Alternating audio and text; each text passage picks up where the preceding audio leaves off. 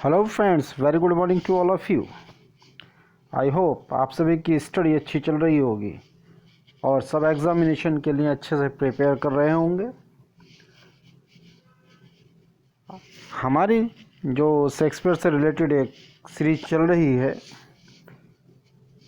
इससे पहले वीडियो में हमने शेक्सपियर के प्लेज़ को कुछ कैटेगरी में डिवाइड किया था, जहाँ से एक क्वेश्चन तो बनता ही है। आज हम बात कर रहे हैं कुछ कैरेक्टर्स की ट्रेजिक फिला के बारे में, जिसे हैमरशिया भी बोलते हैं। और यहाँ से भी एक क्वेश्चन बनता ही बनता है। आप हमारे वीडियो को देख रहे हैं तो लाइक करें, शेयर करें और सब्सक्राइब करें। बेल आइकन दबाना ना भूलें ताकि आपको नोटिफिकेशन मिल जाए। तो पहले बात करते हैं ट्रेजिक फिला की। क्या ट्रेजिक फिला होता है? A tragic flaw is a literary term that refers to a personality trait of the protagonist that leads to his or her downfall due to the personal defect of character। यानी किसी tragic फिला क्या होता है? एक literary term है जो किसी भी पर्सनालिटी का एक स्पेशल गुण होता है,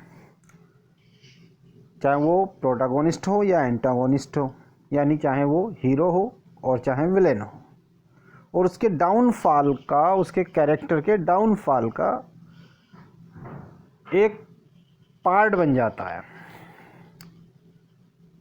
और ट्रेजिक फिला जो वर्ड है कहाँ से लिया गया है?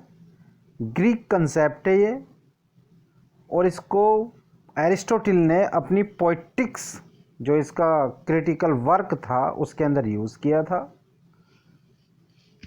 ये यहाँ पर एरिस्टोटल बताया हुआ है आपको, ग्रीक फिलोसफर, और हैमरशिया भी इसी को कहते हैं।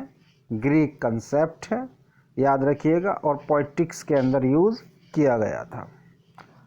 तो यहाँ से ट्रेजिक फिला आया और इसको हैमरशिया भी कहते हैं, हबरिश भी बोलते हैं, हबरिश। तो ट्रेजिक फिला आपको समझ में आ गया होगा, यानी किसी के भी कैरेक्टर का डाउनफॉल जो होता है, या वो चीज़ें जिनके ज़रिए किसी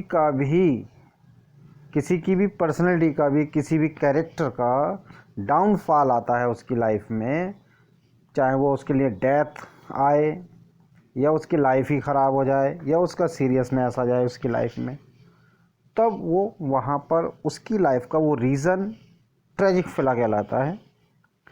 आगे बात करते हैं। यहाँ पर कुछ कैरेक्टर्स दे रखे हैं, जैसे कि हैमलेट का ही हीरो है।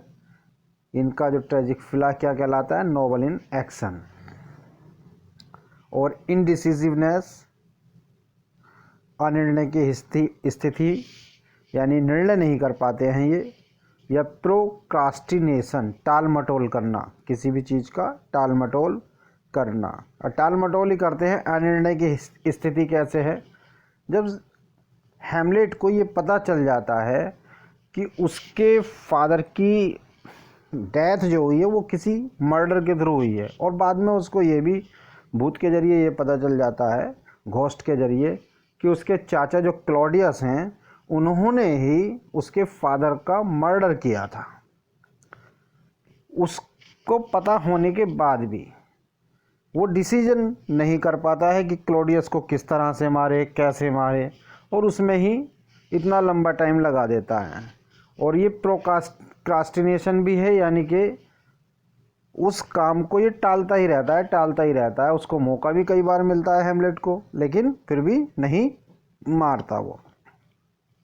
तो प्रोक्रास्टिनेशन कह सकते हैं, या इंडिसिसिवनेस हैमलेट के कैरेक्टर का ट्रेजिक फिला था। नेक्स्ट बात करते हैं जूलियस सीजर के बारे में।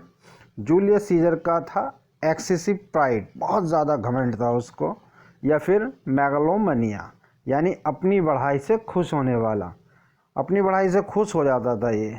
अब इसके बारे में क्या है? सीजर का ट्रेजिक फिला बहुत ज़्यादा ओवर कॉन्फिडेंट था अपने डिसीजन के ऊपर, और प्रोग्नोस्टिकेशन ऑफ हिज फ्यूचर, यानी उसके फ्यूचर के बारे में जो भविष्यवाणियाँ हुई थी, सूथसायर थे जिन्होंने की भविष्यवाणी की थी, उसको बताता है कि 15 मार्च को जो आप मार्च कर रहे हैं, उसमें आपकी जान जाने का खतरा है, यानी आपके ऊपर हमला किया जा सकता है। लेकिन सूदशायर को वो क्या बता देता कि ये तो एक ड्रीमर है, स्वप्न देखने वाला आदमी है, इसने स्वप्न देख लिया और उसको लग रहा है कि मेरे ऊपर कोई हमला कर देगा। तो इससे भी पता चल रहा है कि ये एक्सेसिव प्राइड था और इसे अपनी ताकत पर भी घमंड था। इसके बाद है ब्रूटस, जो कि जूलियस सीजर का ही कैरेक्टर है।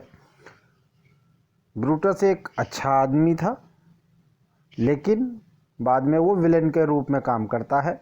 और उसका क्या था ट्रेजिक फ्लॉ, फॉल्टी रीजनिंग, दोषपूर्ण तर्क या दोषपूर्ण बुद्धि। इसको कैसियस जो था और कैसियस की पूरी जो टीम थी वो अपनी ओर मिला लेते हैं। जूलियस सीजर के अंदर कैसियस ब्रूटस का जो ट्रेजिक फ्लॉ है वो आइडियलिज्म है।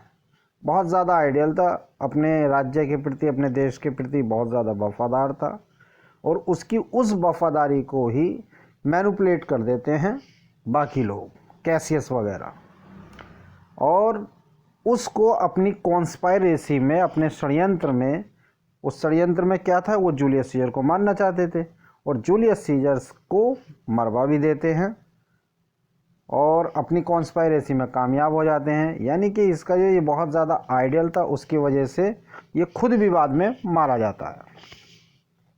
तो यानी कि इनकी जो ट्रेजिक फ्लॉ क्या हुआ, आइडियलिज्म। कैसियस की क्या थी, एनवी, ये जलन रखता था जूलियस सीजर से बहुत ज़्यादा।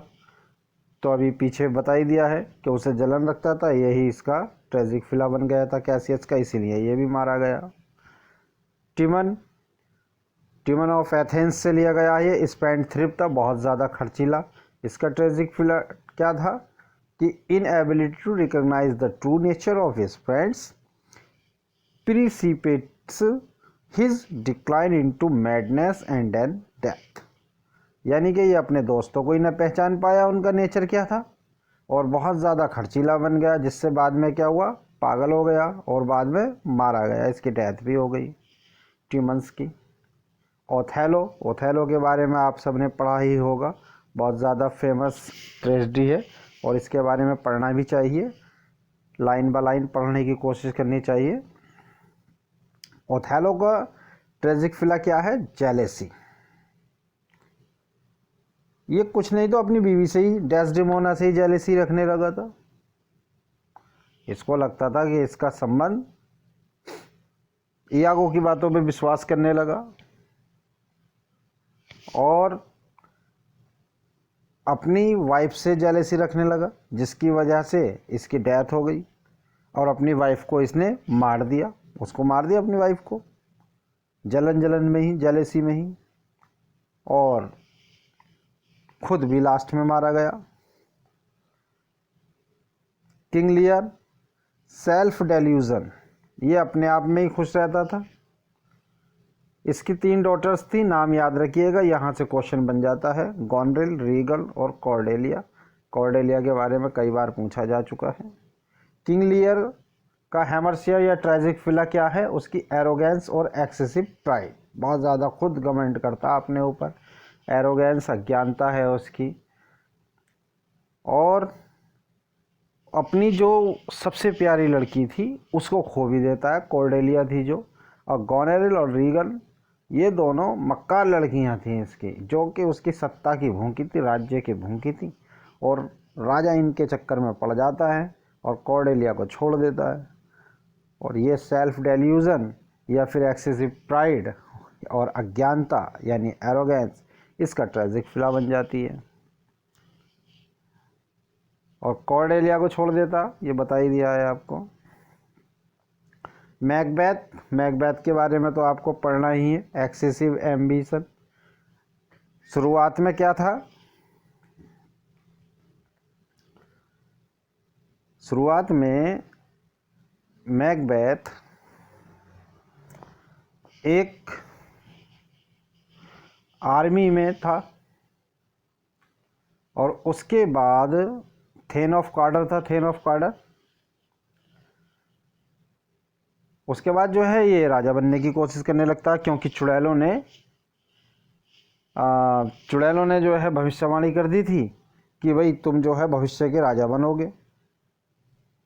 अब उसी को ये सोचने लगा ना कि भाई अब मैं राजा बन जाऊंगा। अब चुड़ैलें जो होती हैं हमेशा मिसगाइड करती हैं, ये भी मिसगाइड हो गया और उसी के चक्कर में इसने वहाँ के राजा को भी मार दिया। बाद में और डेथें हुई बहुत सारी, सबको मार डाला। तो इसका एक्सेसिव एम्बिशन हो गया।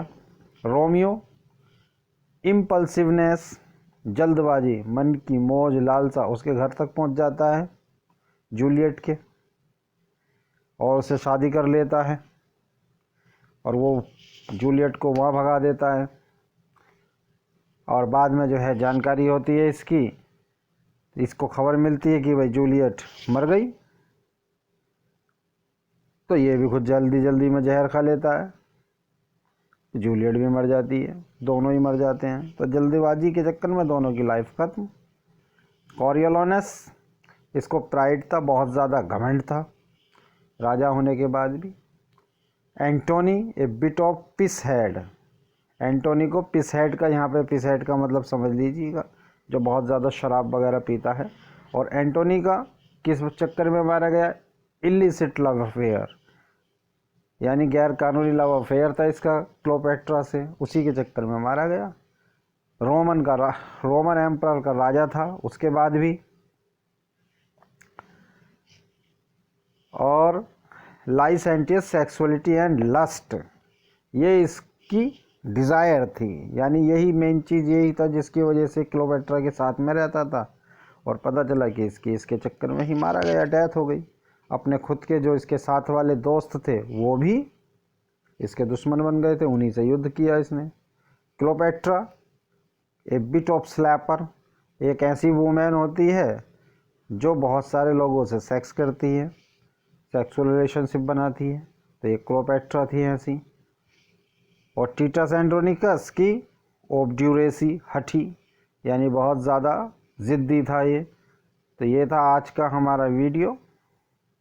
एक बार इन सब के बारे में आप डिटेल में ज़रूर स्टडी कर लें, क्योंकि एग्ज़ामिनेशन में इनसे भी एक क्वेश्चन पूछा जाता है। तो आपको वीडियो पसंद आए तो लाइक करें, शेयर करें और सब्सक्राइब करें। धन्यवाद। Thank you very much.